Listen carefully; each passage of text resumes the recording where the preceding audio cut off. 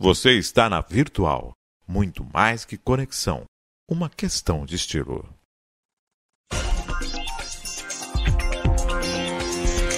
Virtual News.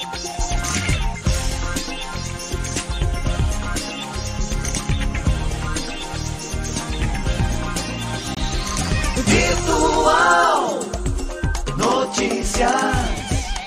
Traz a informação.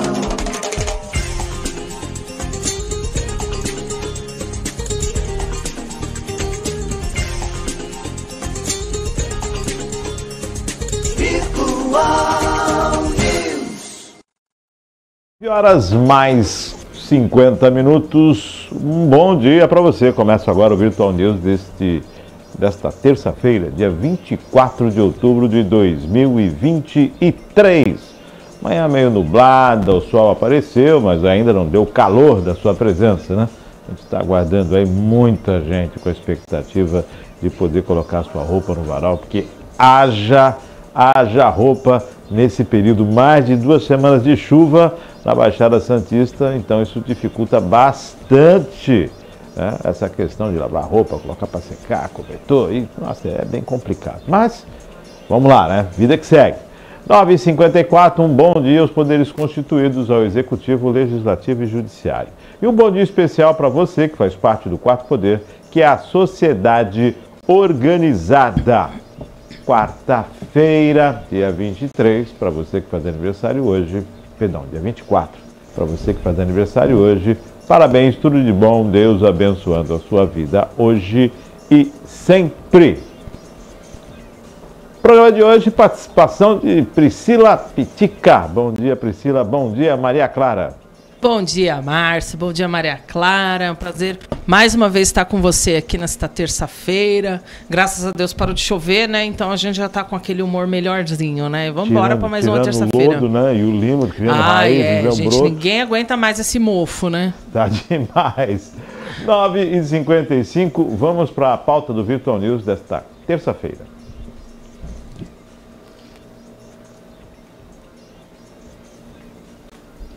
Principais notícias desse dia 24/10/2023. Israel diz que ataques desmantelaram Hamas à medida que aumenta o número de mortos palestinos. Lula conversa com Putin sobre conflitos no Oriente Médio e na Ucrânia. Forças russas pressionam Avdiivka e Kupiansk na Ucrânia. Decisão de Zanini suspende concurso da PM do Rio de Janeiro por restrição para mulheres. Profissional liberal terá alíquota diferenciada na reforma tributária. Debate aponta que bets podem viciar e ser usadas para manipular jogos. 5 ministérios terão crédito suplementar de 1,290 bilhões de reais. Terras indígenas, Lula veta marco temporal aprovado pelo Congresso. Aí, essas são as pautas do Virtual, as matérias do Virtual News desta terça-feira. Agora vamos para aquele momento polêmico, que é para as matérias que não podemos deixar passar em branco. Para não passar em branco, Agência Brasil. Receita abre nesta terça-feira consulta ao lote residual do imposto de renda.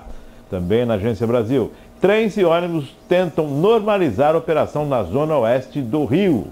Manchete do G1. Recorde de 35 ônibus queimados em um dia no Rio de Janeiro afeta passageiros e gera prejuízo de mais de 35 milhões. R7. Congresso deve definir prorrogação de desoneração da folha de pagamento nesta terça-feira. Estadão. Cúpula do Congresso concentra poder inédito e cria desafios para o primeiro ano de Lula 3. Também no Estadão, entre certo e incerto, ruim e pior, o Brasil ficou com certo e ruim na Alemanha. Perdão, na Argentina. Olha eu colocando a Alemanha aqui, é na Argentina. Isto é, incendiários de ônibus do Rio são tratados como terroristas e vão para presídios federais. Broadcast. Governo do Rio diz que não faz acordo com bandido e defende penas mais duras para crimes. Folha de São Paulo. A BIM envia há 6 meses a Moraes e PF dados sobre software espião usado por Bolsonaro. Jornal do Brasil, após ataques a ônibus, moradores relatam caos na zona oeste do Rio. O Globo, milícia responsável por caos no Rio, foi fundada por policiais, expandiu-se pelo estado na última década e vive crise interna após morte de ex-chefe. Pitica, qual delas? A gente não pode ignorar essa questão que está acontecendo no Rio de Janeiro, né, Márcio? A milícia ela tomou conta do crime organizado no Rio de Janeiro. Particularmente, eu acredito que é muito difícil a gente achar uma solução para essa situação do Rio de Janeiro, porque a gente não sabe quem é bandido, quem é mocinho, né, Márcio? Tem de todos os lados, né? Eu vi uns vídeos aqui que me deixaram estarrecido. Eles não respeitam a população, saem botando fogo, jogando gasolina em cima das pessoas, inclusive. O vídeo que eu vi, o ônibus estava cheio. Eles não avisaram nada, simplesmente começaram a jogar gasolina e já tocaram fogo e o povo saindo desesperado de dentro do ônibus. Ou seja, eles perderam todo o limite, né? Acabou o limite. Para mim, o estado do Rio de Janeiro vive uma situação muito difícil e quase que impossível de reverter isso, né, Márcio? A população é vítima hoje do crime organizado, né? É uma situação muito complicada, né? Muito complicada mesmo. Lembrando a Pitica que essa questão no Rio veio quando de uma operação da Polícia Civil que acabou morrendo, né? O integrante do tráfico. O 01, né? 01 do miliciano. Outra coisa que me chamou o Estadão aqui, atenção, foi no Estadão, quando fala que entre certo e incerto, ruim e pior, Brasil ficou com certo e ruim na Argentina. Fala do apoio dos empresários, a expectativa do Brasil, do Massa ser o presidente da Argentina. Me estranha, embora a gente saiba que é alguma coisa que não era para se estranhar, mas me estranha a intervenção do Brasil dentro da Argentina, se posso chamar de intervenção. E de ambos os lados, né, Márcio? Participação da política, né? Sim, e de ambos os lados, né? Tem o candidato lá da extrema-direita, né? Que a família, integrantes da família Bolsonaro foram lá, né? Inclusive, houve aí um episódio, né? Que o filho o Eduardo Bolsonaro, né? O vulgo Bananinha, né? Que o pessoal chama ele de Bananinha lá. Ele estava dando uma entrevista defendendo a candidatura lá do candidato deles lá da extrema-direita, e de repente a TV cortou ele, quando ele começou a falar que ele era pró-armamento e que no Brasil, infelizmente, não deu certo, o pai dele não ganhou eleição porque era pró-arma, né? Eles eram armamentistas, e na hora a TV cortou assim, seco ele, tirou ele de A única campo. ressalva que eu falo nisso é porque um é governo, um representa o poder e o outro não é nada mais. Bolsonaro não é nada, é ex-presidente. Eles levaram a política extrema do Brasil para lá, né? Para a Argentina. E agora a gente vê empresários e o próprio governo posicionado numa situação que chama muito atenção para isso, né? Você gostaria que a Argentina metesse o bedelho aqui na política local? Pois na política nacional? Cada um no seu quadrado, né? Cada um, quer dizer, isso não fica bem, né? A gente não dá conta nem de resolver os nossos problemas, a gente vai fazer o que lá com os argentinos, né? A casa tá tão bagunçada, eu vou arrumar a casa do vizinho, eu vou ler a sua. Pois é, não conseguiu ganhar nem aqui, vai lá fazer o quê? Para fazer o amigo perder lá também, gente, não dá. 10 horas mais 1 minuto, vamos para a pauta do Virtual News de hoje. Israel diz que ataques desmantelaram o Hamas à medida que aumenta o número de mortos palestinos. Israel disse hoje que matou dezenas de combatentes do Hamas durante a noite em ataques em Gaza, mas que sua guerra para destruí-los levaria tempo. As Nações Unidas instaram Israel a permitir mais ajuda a Gaza, tendo em vista que o que o concedido até agora atendia a uma pequena fração das necessidades e que o combustível ainda bloqueado era crucial. Estamos de joelhos pedindo essa operação humanitária sustentada, ampliada e protegida, disse o Dr. Rick Breman, diretor regional de emergências da OMS para a região do Mediterrâneo Oriental. Parece haver poucas perspectivas de um cessar-fogo no futuro próximo, no episódio mais sangrento do conflito israelo-palestiniano em décadas. O Ministério da Saúde palestino disse que mais de 5.000 pessoas foram mortas em Gaza em 2 semanas de ataques aéreos. O Hamas libertou na segunda-feira 2 mulheres israelenses que estavam entre os mais de 200 reféns feitos durante o ataque. Eles foram o terceiro e o quarto reféns a serem libertados. As informações são da agência Reuters. Chica, será que não vai ter fim, Márcio, essa guerra? Assunto, né? Há 2 semanas, já estamos entrando para a 3ª semana. Pois é. E aí Israel solta duas reféns para dizer, olha, a gente está colaborando, Hamas, a gente está querendo, né? O Hamas soltou 2 Sim, lá, solta 2. Aí eles tiram o pé um pouco, Israel tira um pé um pouco porque soltou lá 2 israelenses, mas infelizmente ainda tem bastante gente presa nos bunkers lá, né? Quem não está preso pelo Hamas está preso pelo medo, né? Está escondido pelo medo, passando necessidade, muita gente ferida, é muito difícil e todo mundo quer meter o bedelho e ninguém consegue uma solução para acabar, né? Com esta guerra inútil. A pouca ajuda que chegou não foi suficiente. Sim. A questão do diesel, porque não tem energia elétrica, né? A questão agora são geradores, né? A diesel para manter os hospitais. E não tem energia elétrica, não tem água, não tem mais saúde praticamente, né? Porque os hospitais são bombardeados aí a todo momento, tá tudo lotado, o povo sendo atendido na rua e eu não vejo perspectiva de melhora, Márcio, porque ninguém quer abrir mão de estar certo, né? E aí os países que vão lá tentar resolver ou inflam mais ainda um lado, olha, você continua porque você está certo, né? E aparentemente a visita do Biden não teve nenhum resultado só lá. Né? Abriu aquela passagem da ajuda militar agora, espera-se uma força maior. Agora, sim, não tem lado nessa guerra, né? Não tem lado, né? Não tem lado. A vida, né? É a vida e a morte ali, né? É a vida e a morte. E a morte está prevalecendo, e os brasileiros, né, permanecem lá, ainda sim, aguardando a liberação da passagem pelo Egito, né? Sim. Para poder... Olha, realmente difícil, né? Disso a gente não pode reclamar, né? O Brasil está dando todo o suporte para os brasileiros que estão lá, né? É que, infelizmente, por conta dessa rusga que acontece ali da questão da passagem, das saídas, eles não estão conseguindo chegar lá para resgatar os brasileiros, mas eles estão ali apostos, só esperando, né, um sinal para poder pegar o pessoal e trazer de volta, né? Passar a fronteira. E agora, é que essa semana parece que diminuiu um pouco, né? Mas foi uma semana em que eu sou palestino, eu sou israelense, pró-Palestina, quer dizer, toda uma dificuldade que a gente observa aí, e um monte de barbáries sendo ditas, né? Sim. Onde, na verdade, tem pessoas inocentes que e continuam morrendo. A maioria, né, Márcio? A maioria a população população inocente que não tem nada a ver com a guerra ou que não participou disso e é quem mais sofre, né? Principalmente as crianças, né?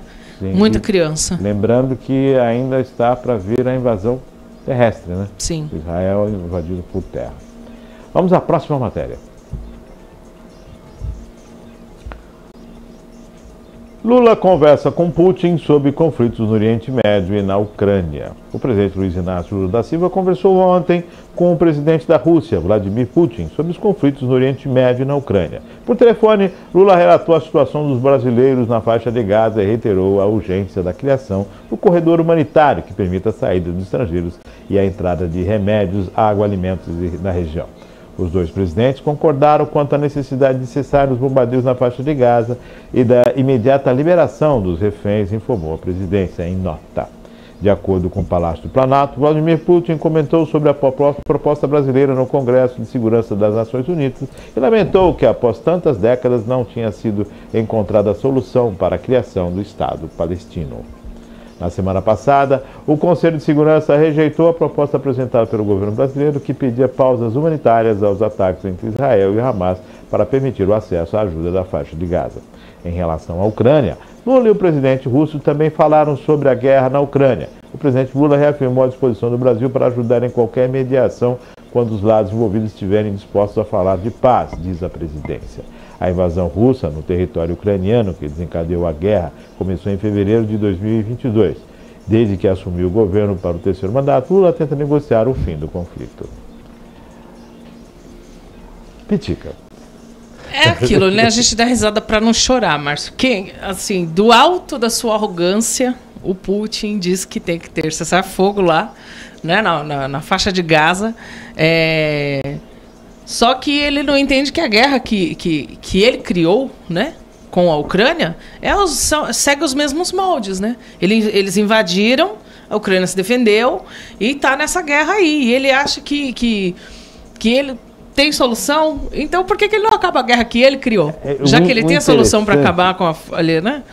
O interessante é que quando ele fez a proposta lá, foi negada totalmente. O pessoal foi na Rússia. Por quê? Porque como você pode estar propondo guerra se você está invadindo um território? Sim. Tem matéria aqui hoje falando disso.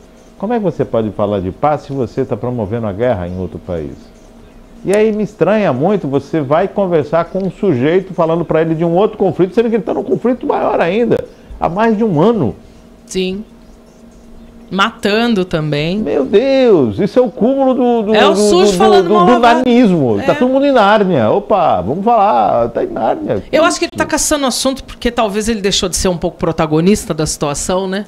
Arrumaram uma guerra maior do que a que ele proporcionou e ele tá meio longe dos holofotes. Então acho que ele tá sentindo falta. Isso é narcisismo, né, gente? Ele gosta de ser o protagonista. Estão aí um pouco. Lula tá brigando com essa questão de minha proposta foi rejeitada. Tio Sam rejeitou. Sim. Porque tio Sam colocou 100 milhões lá na Palestina para entrar. Olha, vamos ajudar vocês aqui e vai entrar, vai abrir aqui o espaço. Foram 100 milhões de dólares que o tio Sam colocou lá. Foi lá e falou, são 100 milhões. Negou, lógico que negou. Enquanto não considerarem o Hamas como sendo um grupo terrorista, a coisa não vai avançar. Porque é o que são. É difícil, né? São situações super parecidas, né? Que está acontecendo e um acha que pode dar palpite na outra situação, sendo que ele está criando a mesma situação, né? A pessoa, não, vamos colocar aqui, tá errado o cara, pô, ele tá invadindo lá, tá matando gente, e você, não, é outra coisa. Aqui é outra guerra. Coisa é uma coisa, outra coisa é outra coisa. Uma guerra, outra guerra é outra guerra. Sim. Não, realmente é meio que um narcisismo do Putin, né? Falar da guerra de lá. E faz uma proposta na ONU para paz no Oriente Médio. Sim. Gente, é o cúmulo do cinismo. Só ele pode fazer guerra. 10 horas mais 10 minutos, vamos à próxima matéria.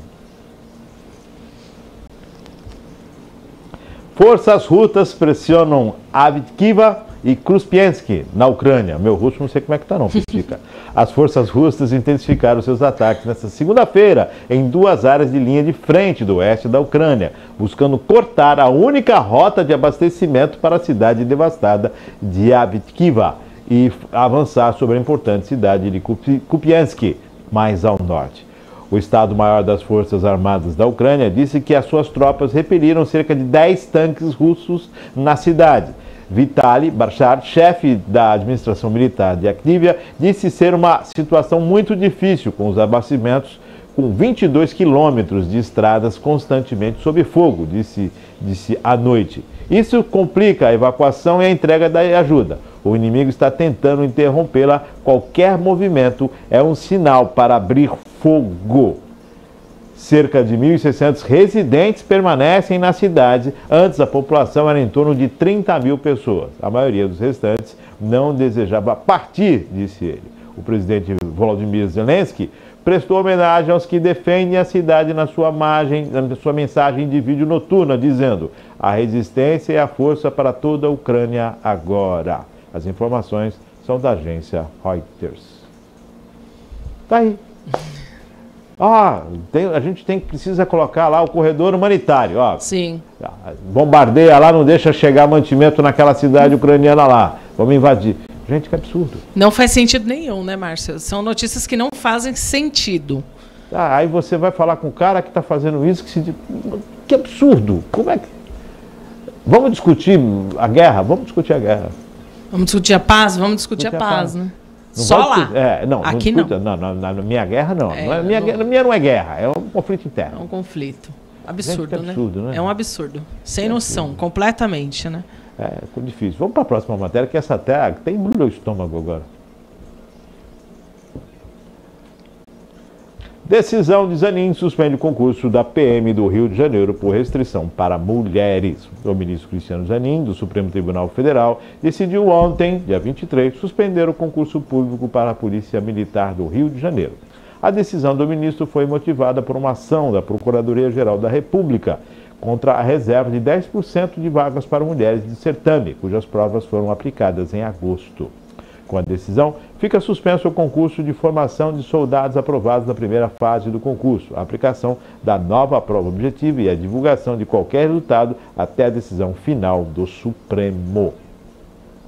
No entendimento do ministro, as mulheres devem concorrer entre a totalidade das vagas disponíveis. O percentual de 10% reservado aos candidatos do sexo feminino parece afrontar os ditames constitucionais quanto à igualdade de gênero, decidiu Zanin. Em agosto, o governador do Rio de Janeiro, Cláudio Castro, afirmou que decidiu anular a prova objetiva do concurso diante das denúncias de fraudes. As novas provas estavam previstas para o próximo mês. A discussão sobre a limitação da participação de mulheres em concursos militares começou após Cristiano Zanin suspender, no mês passado, o concurso da Polícia Militar do Distrito Federal. A medida foi tomada após o PT acionar a Corte para contestar uma lei local que fixou o limite de 10% de participação de mulheres no efetivo da corporação. Pitica. Eu achei meio confusa essa história. Apenas 10%, Apenas. não pode. Não, tem que ser na totalidade. Passou. Vai disputar no 100%. Ai, que absurdo, gente. Que absurdo, né? É que eu não acompanho esses concursos da Polícia Militar, eu não sei mais ou menos como é que funciona, né? Essa questão aí da quantidade de mulheres que prestam esse concurso, né? Lembrando que não é fácil, né? É um concurso bem concorrido até.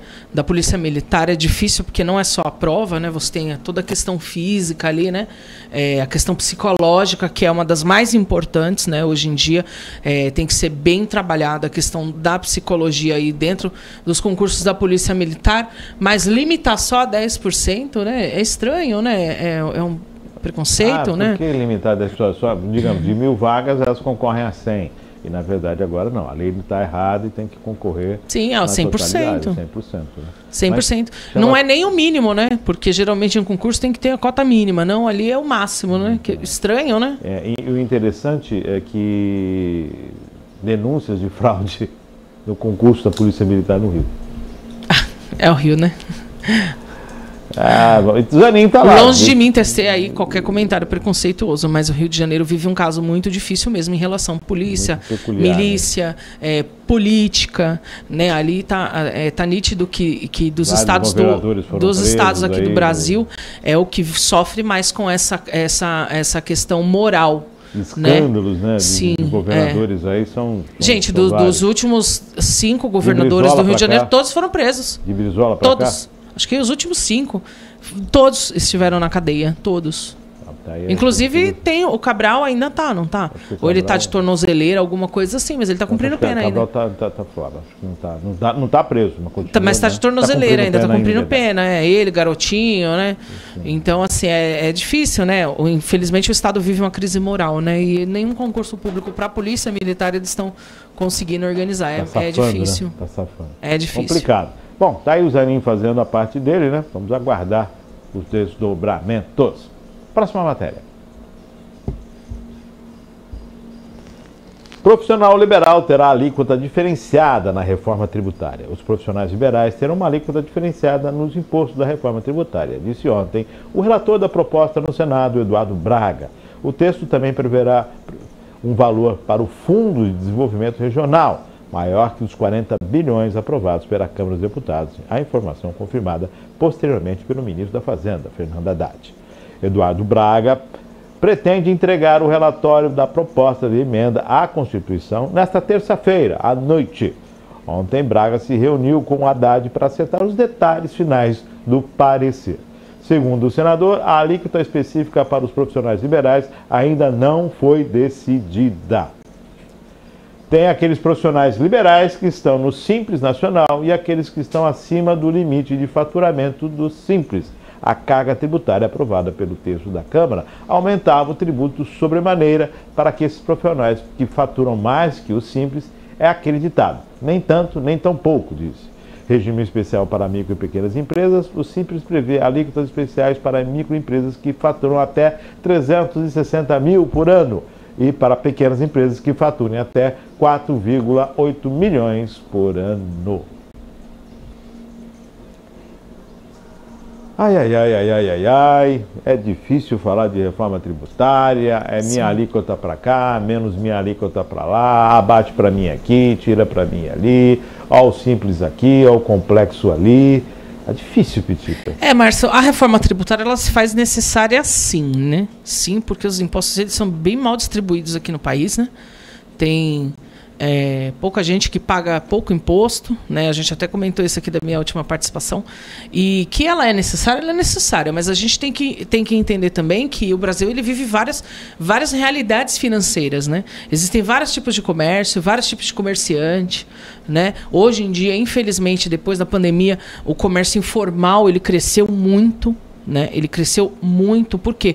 Porque para você ser um comerciante formal, você ter o seu MEI, você ter, né, a sua microempresa, é uma carga de impostos tão alta que você já desanima de ser um microempreendedor, sabe? Por isso que eu acho que a maioria hoje está na informalidade, né? Você vai montar um pequeno comércio hoje, por exemplo, você tem aluguel, você tem taxa, você tem IPTU, você tem água, você tem luz, e dentro disso tudo já tem aquela carga inteira de impostos. E aí, para você existir como empresário também, é uma coisa que gera muito custo. E você não consegue repassar no seu produto, porque se o seu produto encarece, você não vende. Se você não vende, você não faz o seu comércio girar. Então, assim, é muito importante mesmo a reforma tributária, mas a gente tem que entender que existem várias realidades, né, de comerciantes no nosso país, né? A grande verdade é que quando você abre um negócio, você já tem um sócio, o governo. O governo, sim. O governo já é o teu sócio. Quase 40% de tributos, né? Essa questão de impostos e tudo mais. Você já abre uma empresa, uma MEI, qual que for, você já tem que estar pagando para o governo. E o governo observa que nós estamos saindo de uma pandemia. Esse ajuste de tributação não tem que ser a maior, tem que ser a menor. Você tem que enxugar. Acho que antes da reforma tributária você tem que fazer uma reforma administrativa séria nesse país, para realmente reduzir custos. Sim. Porque só assim a máquina anda e tem agilidade. Tem que enxugar de dentro para fora, né, Márcio? Você fala em reforma tributária e você observa a saúde deficitária. Você fala em reforma tributária e você percebe a educação. Você fala em reforma tributária e a estrutura que se tem no país é uma estrutura de mais de 40 anos. Sim. O investimento em infraestrutura, nós vimos pelo orçamento. São Paulo vai investir mais em infraestrutura do que o governo federal. Um estado investindo mais do que um país inteiro. Isso é um absurdo. Então, sim, como é que a gente vai falar de reforma tributária sem antes falar de reforma administrativa? Cortar gorduras, enxugar rombos, eliminar roubos, acabar, se pudesse acabar com a corrupção. Com a corrupção, focar em investimentos e parar de inventar, né? Querer colocar o ovo em pé. Esse é o grande problema do Brasil. Seriedade. Porque como é que você vai falar em reforma tributária? Os profissionais liberais, agora a alíquota é reduzida. Ok, o pessoal que trabalha em outro setor, a alíquota é reduzida. Quem é que paga a alíquota cheia? Sim. Porque quem deveria pagar imposto é quem mais sonega, né, Márcio? Hoje em dia, quem mais ganha dinheiro no país é quem mais sonega imposto. Aí você está no Brasil. Como o país é sério se você tem uma taxa Selic de 12,75 e juros de 300% ao ano? Explica isso. É difícil, né? Brasil, né? O Brasil é sempre muito contraditório. As coisas... É incrível como tem que ser tão difícil, né? E aí as pessoas tentam figurar no momento para ganhar mídia. Olha, eu vou mandar o relatório, politizam tudo, eu vou fazer isso, eu conversei com o ministro. Faz ali o certo e manda, né? Faz o corretão e manda lá. Vamos ver o que o Senado vai aprovar. Não tem erro, né, Márcio? A matemática é simples, né? Faça o certo que 2 e 2 são 4. Você tem que pagar 4. Você arrecadou 3, você não vai pagar 4. É isso aí. É mais ou menos isso. 10h21, próxima matéria. Debate aponta que bets podem viciar e ser usadas para manipular jogos. A audiência pública da Comissão de Esportes mostrou que as apostas esportivas conhecidas como bets podem causar vícios nos apostadores, prejudicando completamente sua saúde. Além disso, afirmam os debatedores, essas apostas são usadas por criminosos para lavagem de dinheiro e manipulação de resultado de jogos. O senador Jorge Cajuru, Eduardo Girão e Paulo Paim revezaram-se na condução do debate.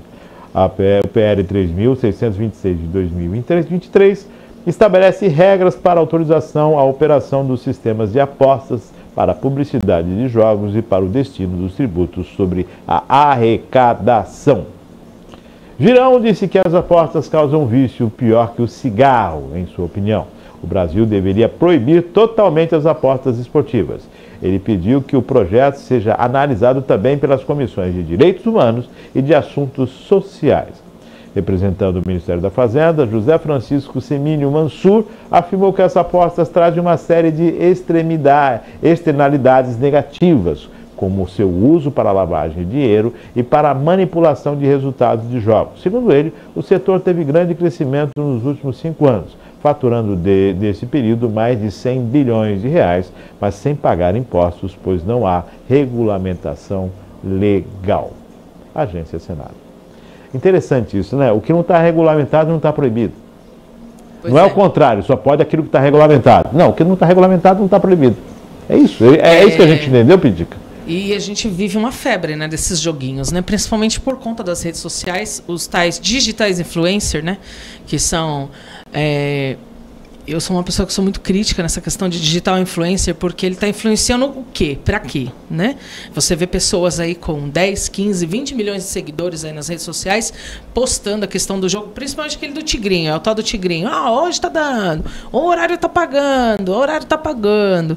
E aí é um vício mesmo, Márcio. Como existem pessoas viciadas em celular, né? A questão do cigarro, eu achei meio esdrúxulo essa comparação, porque a questão do cigarro é uma questão de saúde física, né? Mas os joguinhos, ele é um vício psicológico. E eu conheço gente que é viciada nesses joguinhos, tá? Eu aqui... próximo aqui, amigos meus aqui de Cubatão, e não só que são viciados, são vários jogos perde dinheiro, assim, gente, esses jogos eletrônicos, você entra, parece que eles são programados, né? Você joga 2, 3 vezes quando você instala e você ganha. Só que existe uma tal de uma regra que você não pode sacar tudo. Você joga 3 partidas e você ganha as 3. Só que você não consegue sacar o que você ganhou das 3 partidas no mesmo dia. Você ganhou a primeira partida, você vai sacar hoje. A que você ganhou hoje, a segunda, você só vai poder sacar amanhã.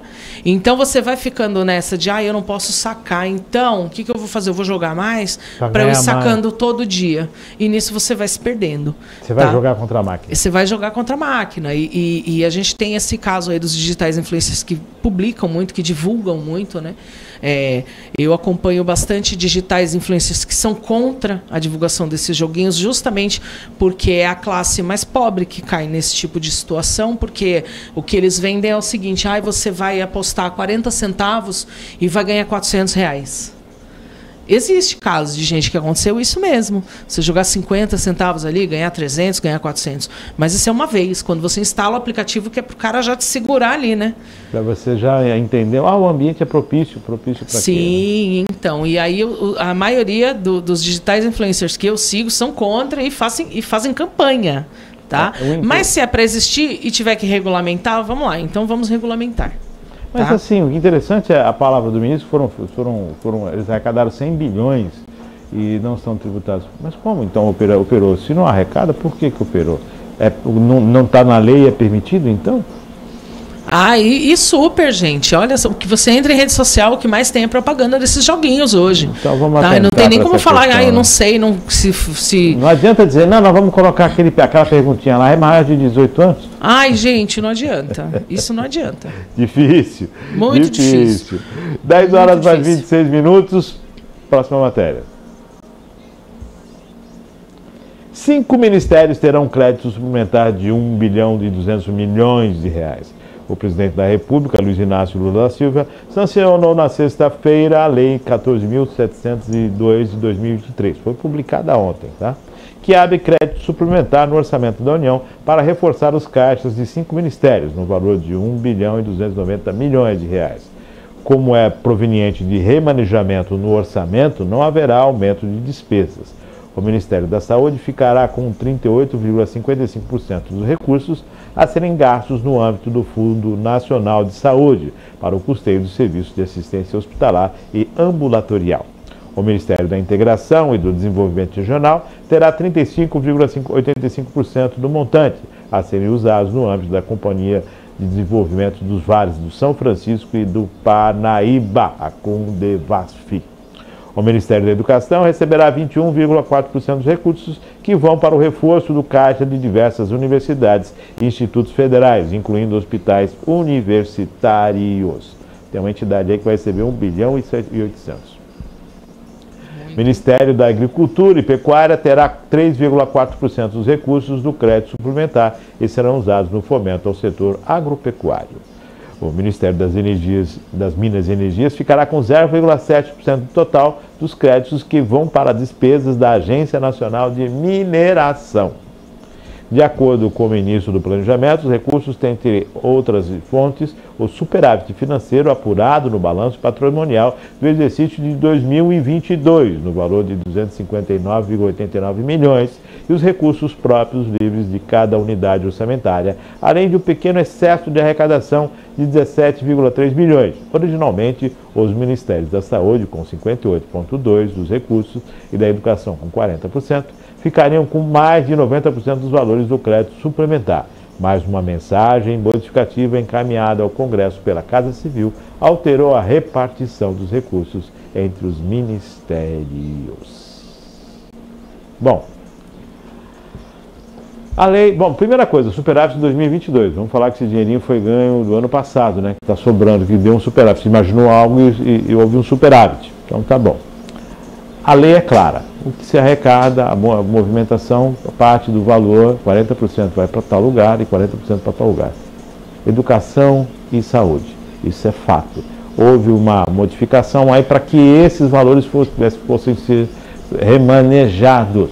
Houve um remanejamento do orçamento. Ou seja, você orçou esse ano e você pode tirar de uma pasta e colocar na outra pasta para que tenha condições orçamentárias.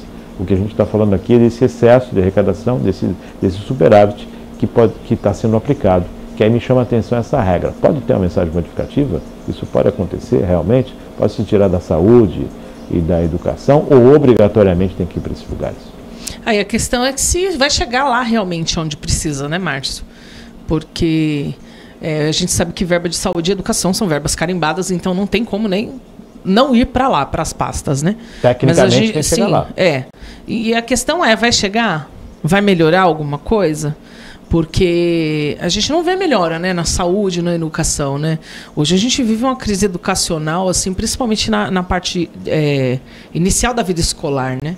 A gente não pode reclamar das Eu estava conversando hoje com um amigo agora de manhã, tomando um café antes de vir para a rádio, né, o Fabrício, que a gente está fazendo faculdade junto à Univesp, e a gente estava debatendo justamente isso, né? A questão do investimento na saúde, na educação básica, né, Márcio?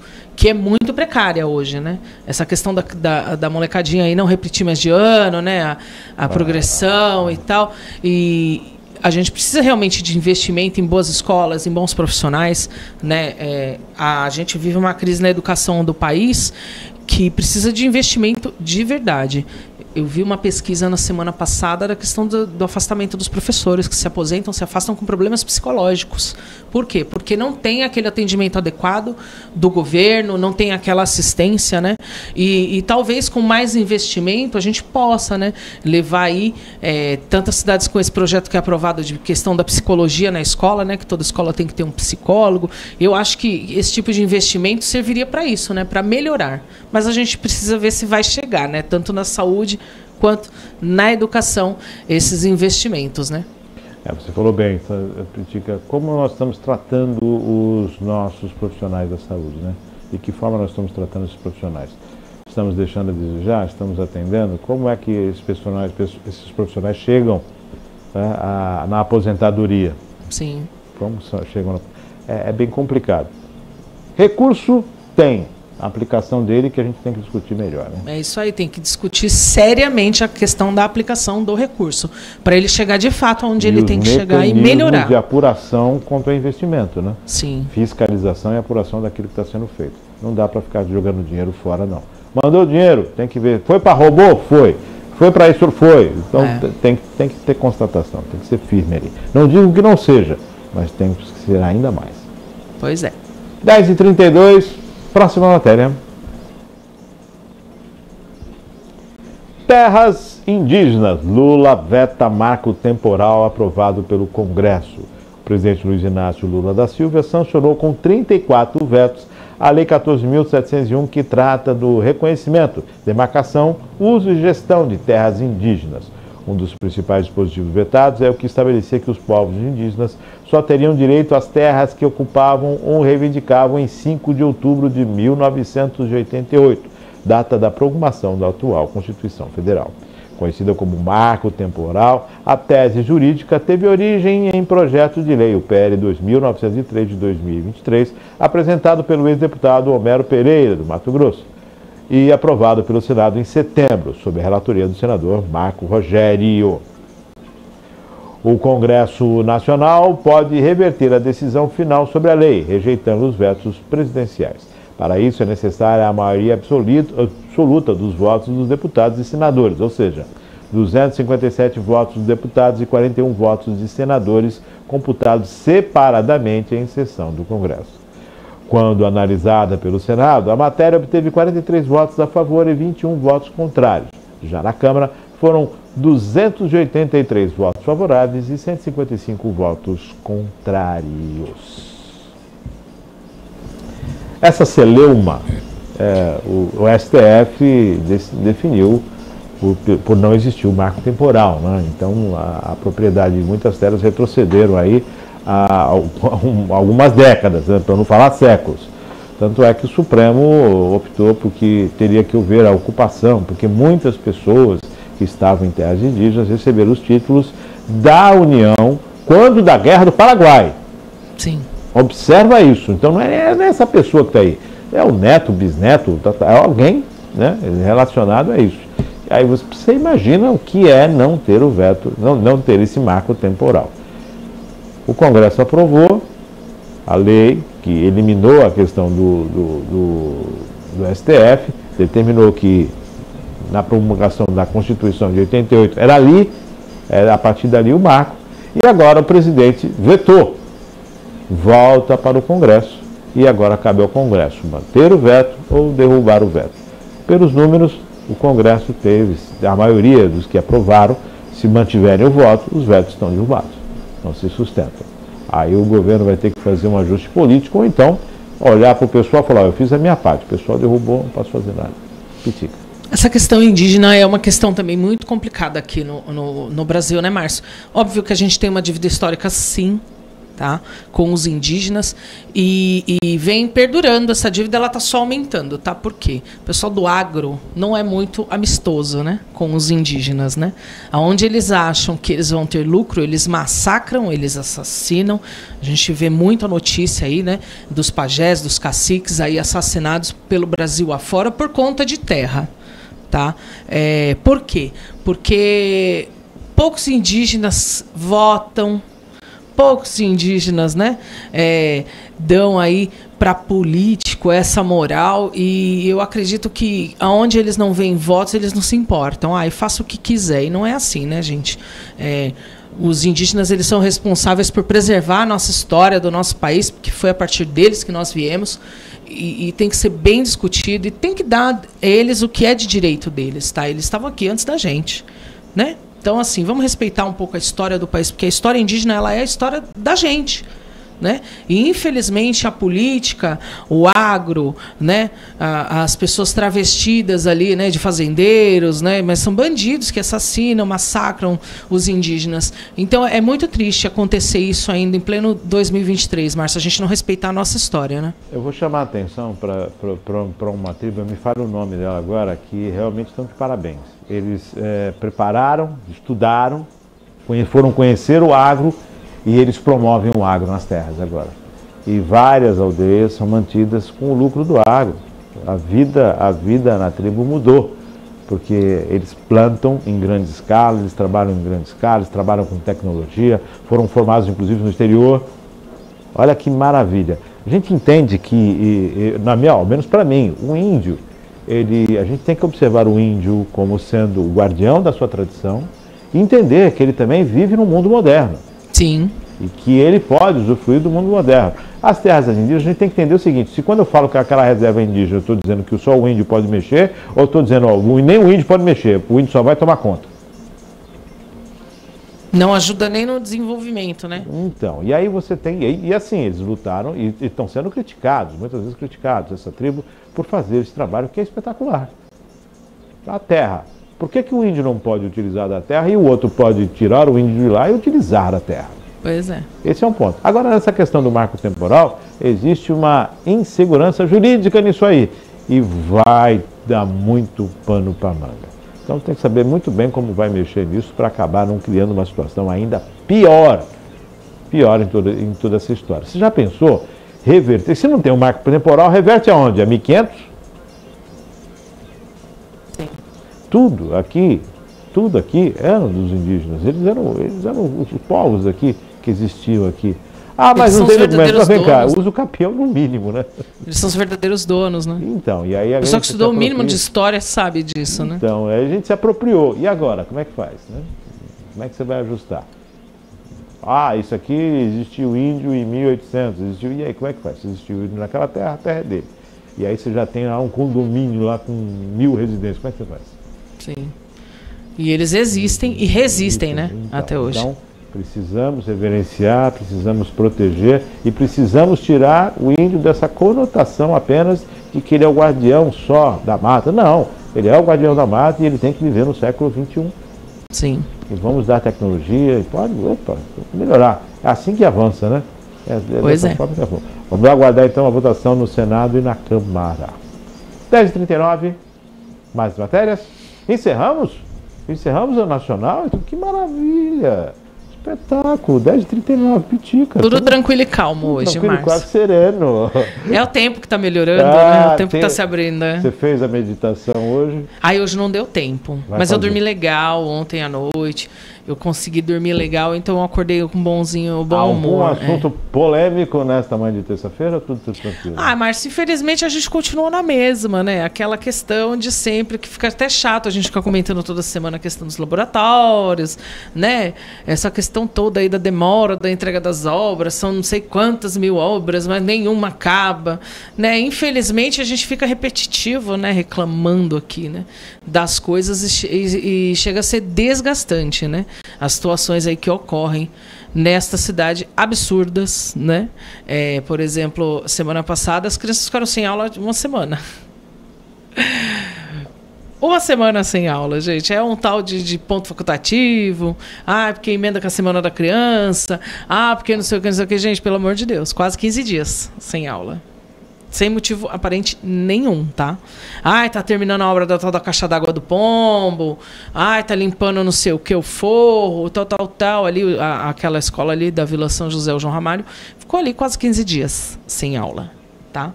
É muito difícil. Fica chato, fica repetitivo, a gente fica batendo na mesma tecla, tá? E é isso, né, meu? É aquilo.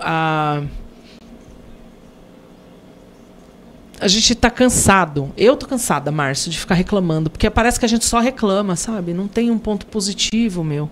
Não tem um ponto positivo. É tudo muito sofrido, é tudo muito desgastante para você ver as coisas acontecerem. Ah, mas por que você não ligou para fulano? Porque não tem que ligar para fulano, cara. As coisas têm que acontecer. Ninguém tem que ficar pedindo. Vocês não estão fazendo favor pra gente. Vocês têm que honrar com o compromisso dos impostos, dos munícipes. E é isso, Márcio. Aquela coisa, né? A gente fica ali redundante, né? Nós estamos voltando. Eu gosto de fazer. É muito interessante quando a gente pega o macro e observa ele no não vou dizer pequeno, mas no local. Sim. Você vê o Lula e o Putin falando lá da guerra, né? Então, qual é a prioridade? Ah, eu estou fazendo isso. E a prioridade? Não é aquilo ali? Não, mas Sim. eu estou fazendo isso aí. Aquilo ali é outra coisa. É muito difícil. É muito difícil. Então, quais são as prioridades, né? O que o cidadão precisa de imediato? Educação, saúde e poder andar pelas suas ruas tranquilas. Segurança. Pois é. O que mais você precisa? A gente vive numa cidade atualmente que não se faz um preventivo. A gente está aí, Outubro Rosa. E a gente não pode fazer um preventivo porque não tem um laboratório para analisar. Não adianta coletar e não ter análise. E todo ano tem outubro. Entendeu? E todo ano tem outubro. Filho, outubro é Outubro Rosa, né? Nós falamos aqui outro dia do número de vacinas que foram perdidas e dos valores astronômicos dessas vacinas, e grande parte isso estava nos municípios. Sim. que foram perdidas. Aí eu perguntei, inclusive, aqui, mas o que aconteceu? As vacinas que venceram, que perderam o prazo, elas seriam responsáveis por vacinação de quantos por cento da população? Nós tivemos um erro na compra? Nós tivemos um erro na aplicação? Onde é que foi esse erro? E parece que simplesmente se venceu a vacina e não tem prejuízo, não se tem erro. Então as coisas as coisas públicas parece que elas não acontecem, mas não tem prejuízo, não tem erro. E não é bem assim que funciona, né? Existe um prejuízo sim, e quem paga é o contribuinte. Afinal de contas, ele é o dono de tudo isso. Com certeza. Brasileiro é o dono de tudo. A irresponsabilidade do dinheiro da população, ela acontece porque quem está manuseando ali não sente que sai do próprio bolso, né, Márcio? E aí alguns reclamam, e outros reclamam, mas não reclamam. Então, como é que faz? Pois é. Aí o que você falou, aí fica chato, porque parece que só a gente que reclama. Só a gente que reclama. Mas é verdade, tá tudo lindo. Para uma certa formadoras, galera da cidade está tudo lindo, maravilhoso. É que algumas pessoas, assim como você, Politica, são formadoras de opinião. Então, quando essas pessoas falam, elas não falam por si só. Mas não tem mandato. Não, mas tem opinião formada e formam opiniões. E quando elas falam, é que muita gente concorda com essa opinião. E eu vou falar para você, é muito difícil, Márcio, porque quando houve essa questão aí dos exames, porque eu briguei muito por isso, né, da questão do laboratório, porque eu passei pela situação, tá? Eu não estou falando da história de ninguém, estou falando da minha. Eu precisei fazer uns exames por conta da minha diabetes e eu tive que pagar. Então foi uma coisa que eu passei. Eu entrei no Ministério Público, eu fiz uma denúncia, só que é difícil. São tantas denúncias, eu não sei se eles não têm tempo para analisar, eu não sei o que acontece com o Ministério Público cubatense, né? E agora o que está acontecendo é a questão dos meus insumos do hiperdia. O que são os insumos de hiperdia? Quando você é diagnosticado com a diabetes, né, existe um programa do governo federal em que você pode pegar medicação, né? Ou na policlínica aqui de Cubatão, mas como eu, toda vez que eu vou lá buscar insulina ou a medicação não tem, eu vou direto na farmácia, porque você pode ir nas farmácias, né? Federal, pelo pressão arterial, tuberculose e diabetes. Então você pega gratuitamente a medicação. É a medicação mais a insulina, né? E eu faço uso de insulina. E eu faço uso também, Márcio, eu uso um medidor de glicemia todo dia, né? Eu meço a minha glicemia 3 vezes por dia. Então eu uso 3 fitas, né? Que é um aparelhinho, você fura o dedinho, põe ali na fita e coloca no aparelhinho para ver quanto está a sua glicemia, para ajustar a medicação.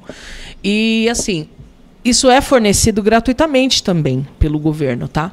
Eu já estou há um mês aguardando um processo sair do protocolo da prefeitura para eu conseguir receber os meus insumos de hiperdia, que é a fitinha, as seringas para eu aplicar a minha insulina e a lanceta, que é o que fura o dedo, né? Eu tenho a caneta, mas lá dentro vai uma lanceta que é descartável.